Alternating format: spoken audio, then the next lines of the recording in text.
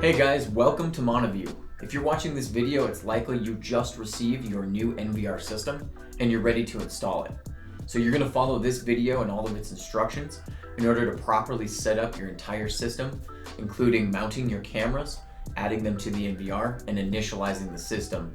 And we're also even going to go over some extra settings at the end of this video just to make sure your system is running at 100% efficiency after you've plugged everything in and got everything running. So let's get started. First of all, we are going to be starting with an 8-channel NVR. This is the NVR 8080, and I have a 2 terabyte hard drive plugged into this one. So I'm just going to unbox it here.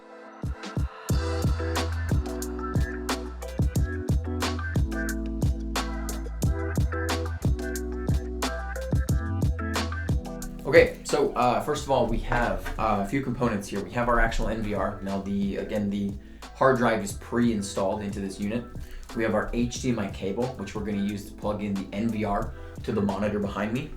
Now, this is a 4K television, so keep in mind the display power is all based on the type of television or monitor you guys are putting this on. Some calls we get and they're saying, hey, the cameras don't look as good as I thought they would. Well, my first question is, what type of display are you looking at it on?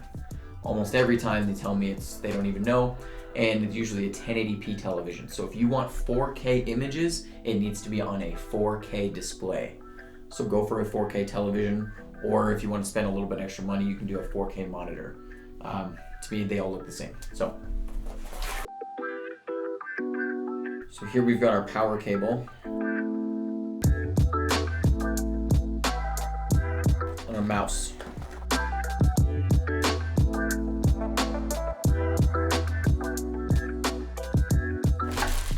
All right. So I'm going to start by plugging in all my components to my NVR. I've got my power cable. I'm just going to keep this short. Go in there. Okay. HDMI and our mouse.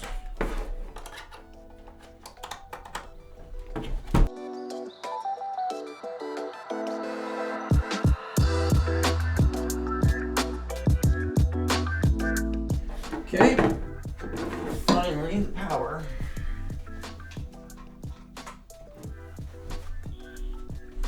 As soon as we plug this in, there's no on or off switch, so this NVR is just going to power right up. And you should see these lights, and so now I need to change the input on my television. So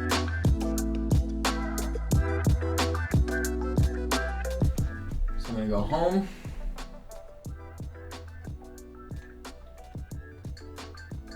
HDMI 1.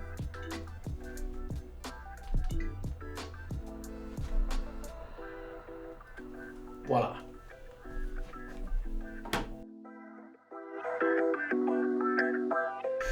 Now, just like a computer, this is going to take a minute to boot up.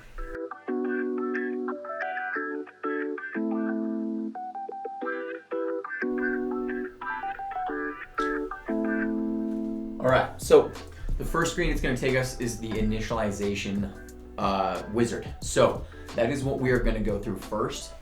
So for this first page here, we're just doing mostly time settings and location. So here we're going to choose United States for the majority of you. Then we're going to choose the English language, and the video format we want is NTSC.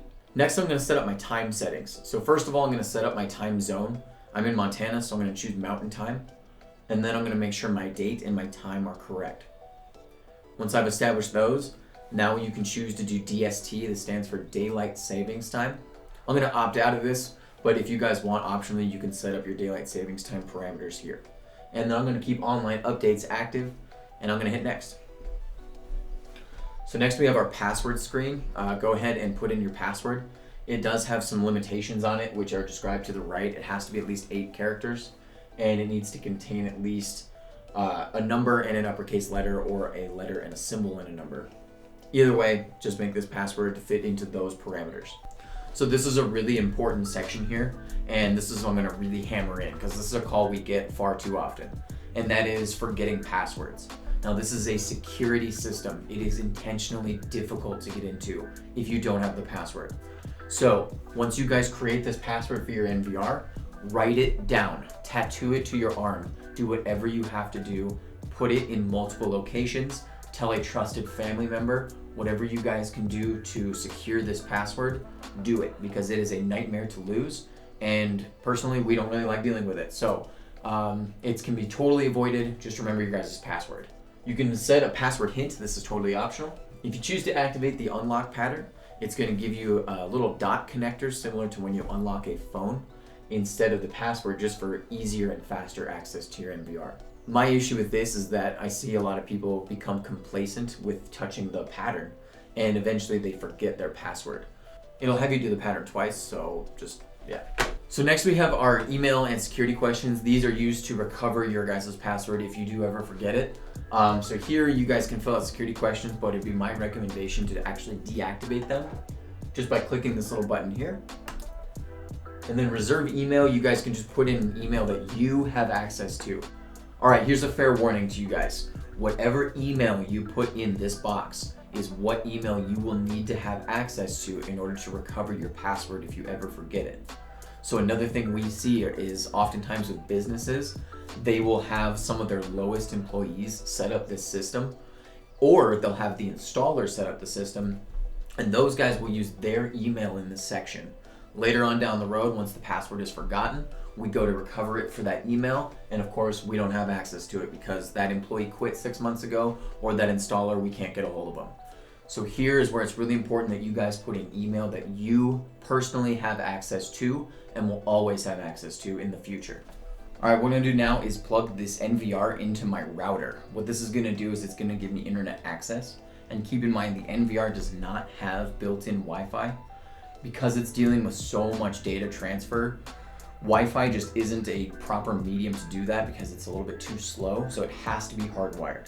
So what I'm gonna do is I'm gonna plug a 100-foot Ethernet cable going from my LAN port, which is your network port on the back here.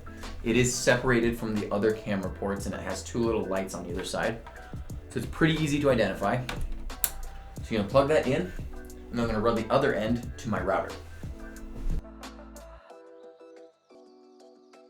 But what this next page is asking is it's asking for the parameters of your guys' internet. Now, here is where you would want to click this little button called DHCP. And what that does is it tells your NVR to automatically configure itself based on the network that it's currently plugged into. So if you guys are already plugged into a router and you press this button, it will get all of those numbers that it needs from your router and will automatically go online if everything is well.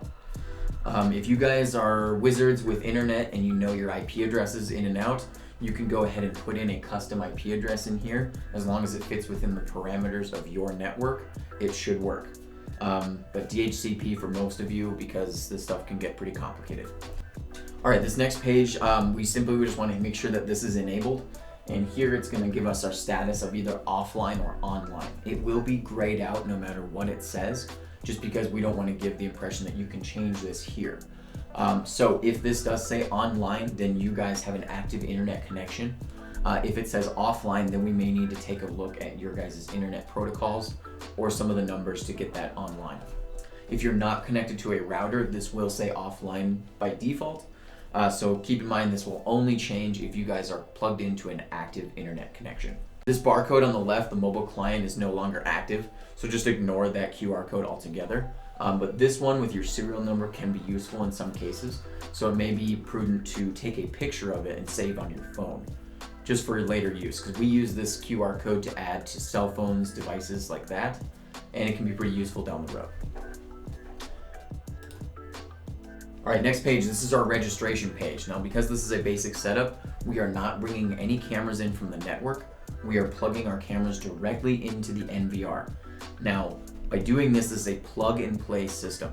So we should be able to avoid this page altogether. We do not want to register our cameras. We simply just want to plug them in when we're ready and they will come up on their own. So we're going to skip this page.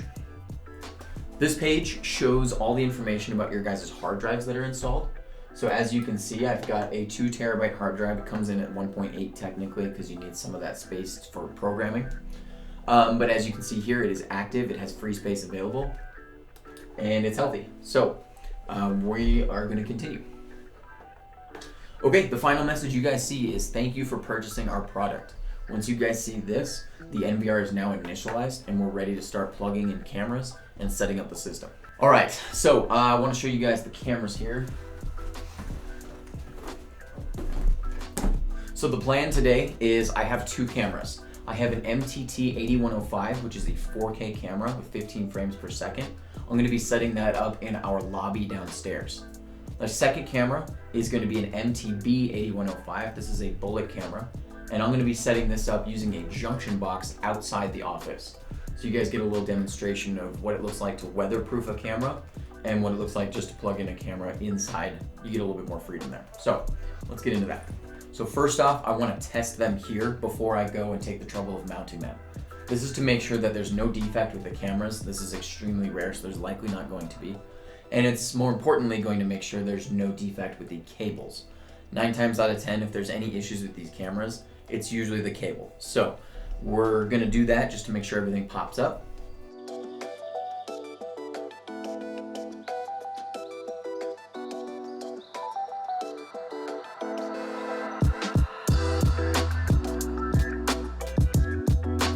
Okay, so I'm going to plug it in port 1.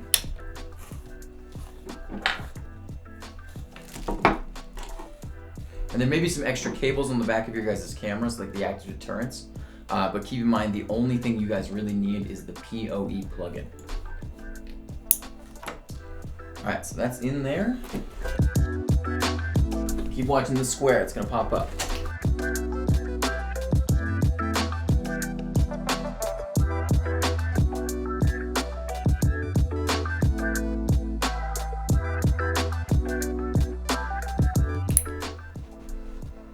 We'll listen for that click, and now we wait.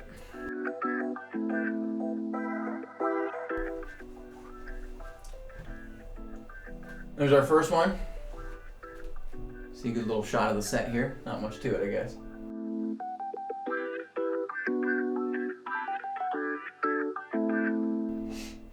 Oh, here comes our second one. There it is. Oh, looking at the ceiling. So, all right, very nice. So we have 2 active cameras and 2 cables that are working. So we're ready to install these. So let's go and take care of that.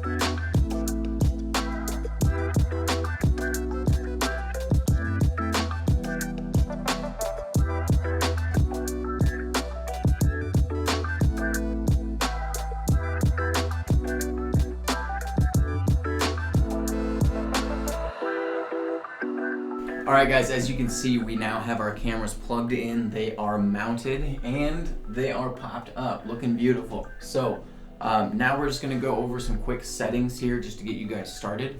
There are some more advanced settings that you guys can check out our other videos for, but these ones are gonna be ones that you wanna change right away to get the most efficient use of your cameras. So first of all, we're gonna go to the encode settings and we're gonna change some recording options. All right, first we want to right click anywhere on the screen, and then we're going to choose main menu. This is how we access the main menu every time. So if you ever hear a reference to main menu, this is what we're talking about. Right click, left click main menu, and then it should have you sign in, whether it's with the password that you guys wrote down or it's with that little shortcut key. Either way, we're going to put this in, and then we're going to be granted access to the main menu. Once we're in the main menu, we're going to select camera. It's this option down here on the lower left. Then we're going to look for the category called encode on the left side. Go ahead and left click that. Keep in mind, every right click you guys do within the menu system is your back button. So just be careful when you're pressing that. If you ever land in a spot where you're not sure how to get out of, just right click a whole bunch to get out of there. Otherwise, you're going to have to left click everything for these instructions. So once we're in the encode menu, the first thing you guys want to change is your compression rate for both of your streams. Basically, you have your main stream on your left side. This is what gets recorded to your hard drive. This is the full 4K stream, or the highest resolution stream. Then you have your substream. This is what gets sent over the internet to devices like your phone or your laptop. And the idea of the substream is that it's a slightly broken down version, but this enables it to travel much faster in smaller packets through the internet, so that it loads on your small phone that has much less processing power than your NVR in a rapid amount of time.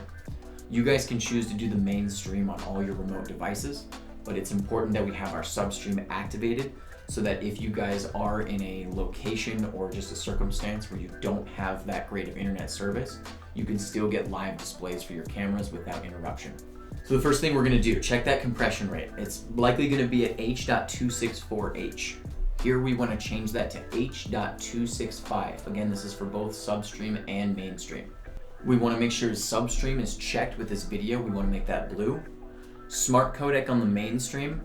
I keep this gray. It takes a little bit of extra recording time for your storage, and it doesn't really produce great results. So smart codec, I'm going to recommend keeping that gray and off. And again, substream should be active for video in blue. And finally, you can leave the rest of this. This is most of your guys' choosing, whether you want your resolution or your frame rate. That's all up to you guys. But the one thing you're going to want to make sure is your bit rate. This is the very bottom option of your mainstream and your substream. Your mainstream bit rate with a 4K camera should never go beyond 4096, 4096. So if it's anything beyond that, like 8000 or 6000, go ahead and click on that. And we're going to set it back to 4096. And we want to make sure we're hitting apply before we move on to any other cameras too with these settings. And it doesn't do anything dramatic once you hit apply, but as long as you left click it, you just have to trust that it's saving those settings that you've just changed. The substream bitrate, that can be set at 1000 or 500. That one matters less because it has less data to move, so that one's not going to matter. But again, your mainstream 4096 for that bitrate. And finally, we want to check our audio settings. So any camera that has a built-in microphone is going to have this extra option at the very bottom of each category called more, or more setting on some firmware. So if we click that, it's going to give us options for our audio. And we simply just want to make sure that the audio encode is turned on if you guys want to record audio. So just flip that little switch from gray to blue, press OK, and then do the same thing for your substream. We want to activate that as well. It's likely by default your mainstream will be active, but your substream will be deactivated. So here it's important to go in and change that. Once you've changed all these settings, again, make sure we hit apply. And then we can go on to our next camera, which is up here. So it says channel 1, we want to click that, and we're going to bring it to channel 2. And then we're going to make those exact same adjustments for all of your cameras. Once you're set up to that, you will be recording at your best efficiency, you're getting the most out of your storage, and your cameras will still look 100%. All right, before we leave the camera section, we are going to look to the left, and this time I'd like you guys to click on camera name. And real quick, I'm going to show you guys that you can name your cameras, and all you got to do is just click on these little boxes. The on-screen keyboard will come up, and you just simply type in what you want your camera to be called.